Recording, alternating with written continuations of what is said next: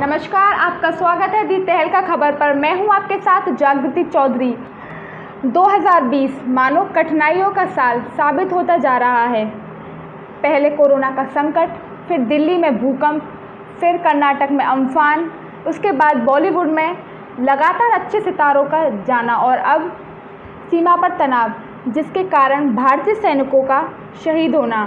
ये वाकई बेहद कठिनाइयों भरा साल सिद्ध हो रहा है। आखिर ये सब कठिनाइयाँ 2020 में ही क्यों देखने को मिल रही हैं? आज हम बात करेंगे गलवान घाटी पर हुए भारतीय चीन विवाद को लेकर, जिसमें भारत के 20 जवान शहीद हुए तो वहीं चाइना के 40 सैनिक मारे गए। भारत और चीन के बीच संघर्ष में गलवान घाटी शब्द बार बार सुनने को मिलता है। ये जगह लद्दाख में मौजूद है, लेकिन गलवान घाटी पर भारत और चीन के बीच विवाद की वजह क्या है? आइए इस रिपोर्ट के जरिए इस सवाल का जवाब ढूंढने की कोशिश करते हैं।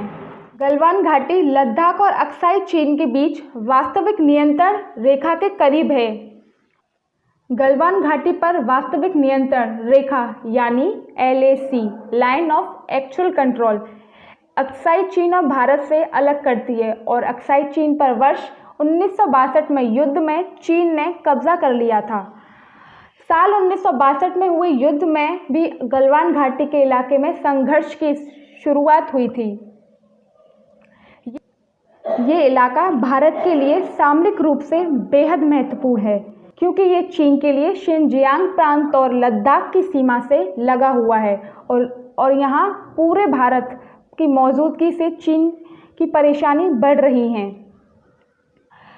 यदि लद्दाख में भारत सैन्य निर्माण करता है तो वहाँ से भारत के लिए चीन पर नज़र रखने में आसानी होगी। यहाँ पर दोनों देशों के बीच विवाद की शुरुआत तब हुई जब भारत ने अपनी सीमा पर निर्माण का काम शुरू किया। चीन पहले ही अपने नियंत्रण वाले इलाके में निर्माण कर चुका है और अब वो मौजूद स्थिति बनाए रखने की बात करता है। पहले चीन को भारत से कोई समस्या नहीं थी, लेकिन वर्ष 1962 के मुकाबले आज का भारत ज़्यादा शक्तिशाली और आर्थिक रूप से भी ताकतवर है। यानी अब भारत सीमा पर लद्दाख सहित सभी जगहों पर अपनी स्थिति मजबूत करना चाहता है और लद्दाख में भारत की इसी कोशिश से चीन अपने लिए चुनौती मानता है। दोनों देशों के मौजूदा हालातों को देखते हुए भारत चीन के संबंध आगे क्या रुख लेते हैं, ये तो आने वाला वक्त ही बताएगा। अभी के लिए इतना ही। आप जुड़े रहिए हमारे साथ। नमस्कार।